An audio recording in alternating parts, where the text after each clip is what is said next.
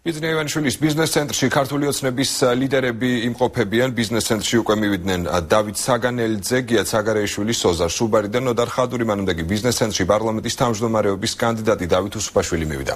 არსებული ინფორმაციით კონსულტაციები მომავალ მინისტრთა კაბინეტში ეხება.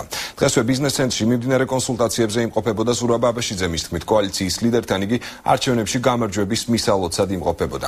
თემას ჩვენი კორესპონდენტი ნოდარ ჩაჩუა განაგრძობს, რომელიც დილიდან ბიზნეს ცენტრთან იმყოფება. ნოდარ, თუ გაკეთდა განცხადებები ქართული ოცნების ლიდერების მხრიდან. დიახსოვს, უკვე დასრულებულია შეიძლება ითქვას კონსულტაციები და უკვე დასახელებამდე ერთი დღით ადრე, როგორც კოალიცია ქართული ოცნების ლიდერები და წარმომადგენლები აცხადებენ, უკვე ცნობილია ყველა სავარაუდო მინისტრის კანდიდატურა, თუმცა მას ჯერ მედიასთან არ ახმოვანებენ და ამ ინფორმაციას კოალიცია ქართული ოცნების ლიდერი ხვალ საგანგებო პრესკონფერენციაზე გახდის უკვე ცნობილი. დღეს ასევე მთელი დღის განმავლობაში ვრცელდებოდა ინფორმაციები რამდენიმე მინისტრობის კანდიდატთან დაკავშირებით, კერძოდ საუბარი იყო ნოდარ ხადურის თანამდებობაზე, ნოდარ ხადურის კანდიდატურაზე, ფინანსთა მინისტრის თანამდებობაზე და ასევე საუბარი იყო გიორგი მარგველაშვილის კანდიდატურაზე, განათლების მინისტრის თანამდებობაზე. ის რომ ეს კანდიდატურები დღეს დღევანდელი კონსულტაციების ფარგლებში განიხილებოდა, ეს ინფორმაციები დაადასტურეს, ასე ვთქვათ, თავად კოალიციის ლიდერებმა, თუმცა მიიღეს თუ არა ამ კონკრეტულ პიროვნებებთან დაკავშირებით რაიმე სახის გადაწყვეტილება, ეს ინფორმაცია არც თავად დასახელებულმა სავარაუდო კანდიდატებმა და არც კოალიციის არც ერთმა ლიდერმა არ დაადასტურა. დამთავრდა საბოლოოდ განხილვა კანდიდატურების და ხვალ 11 საათზე ბატონი ივანიშვილი გამოაცხადებს ყველა გვარსა და საღამოს. მეც ვერაფერს ვერ გეტყვით ამ ეტაპზე.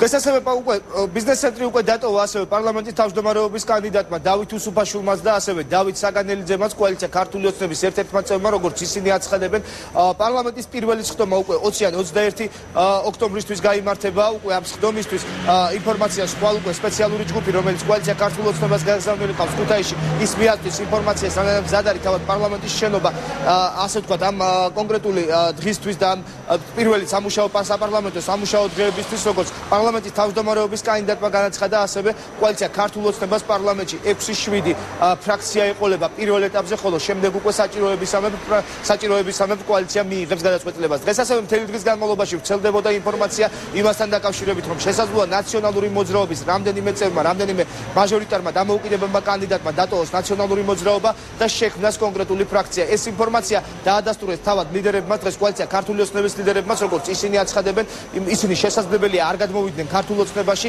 და არ იყვნენ კოალიციის შემადგენლობაში, თუმცა ნაციონალური მოძრაობის გარეთ შექმნა დამოუკიდებელი ფრაქცია პარლამენტში და ქვეყნისთვის საჭირო საკითხებთან დაკავშირებით მოხდეს თანამშრომლობა კოალიცია ქართულ ოცნებასთან. დღესვე ასევე ვრცელდებოდა ინფორმაციაც იმასთან დაკავშირებით, რომ შესაძლებელია უმრავლესობის ლიდერი უკვე ახალ პარლამენტში ყოფილიყო დავით საგანელიძე, თუმცა ეს ინფორმაცია დღეს დავით საგანელიძემ არ დაადასტურა და ამასთან დაკავშირებით ჟურნალისტებს მოთმინებისკენ მოგვიწოდა და გვითხრა, რომ პირველ საპარლამენტო სხდომაზე უკვე ამ ინფორმაციას დეტალურად შეიტყობს საზოგადოება.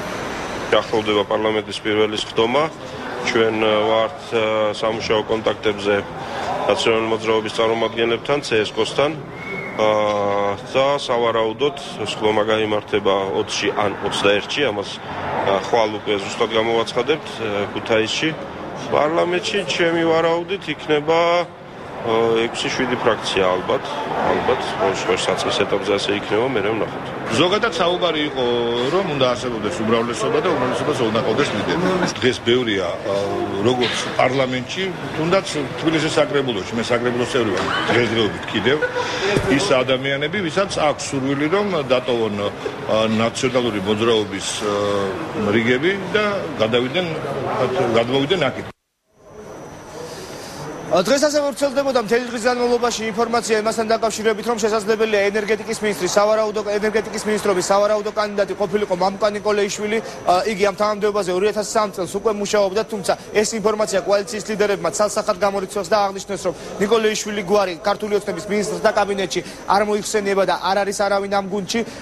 რაც შეეხება თავად უკვე პირველ სხდომასთან დაკავშირებით, უკვე გითხარით, რომ იგი 20-21-ისთვის გაიმართება. კონსულტაციები კი აქ ბიზნეს ცენტრში უკვე დასრულებულია. კოალიცია ქართული ოცნების ლიდერი საგანგებო პრესკონფერენციაზე გააკეთებს უკვე განცხადებას და მინისტრთა კაბინეტის სრულ შემადგენლობას, ასევე იმჯერ არ დასახელებულ 6 მინისტრსაც და მინისტრობის კანდიდატსაც დაასახელებს და უკვე საზოგადოებისთვის გახდის საჯაროს, ასე რომ საკმაოდ დიდია საზოგადოების ინტერესი ხვალინელ დღესთან დაკავშირებით და ხვალ გახდება უკვე ცნობილი ვინ იქნება კოალიციის მინისტრთა კაბინეტის შემადგენლობაში. დიდი მადლობა ბიძინა ივანიშვილის ბიზნეს ცენტრში გამართული კონსულტაციების დეტალებით ნოდარ ჩაჩუა საუბრობდა პირდაპირ ეთერში.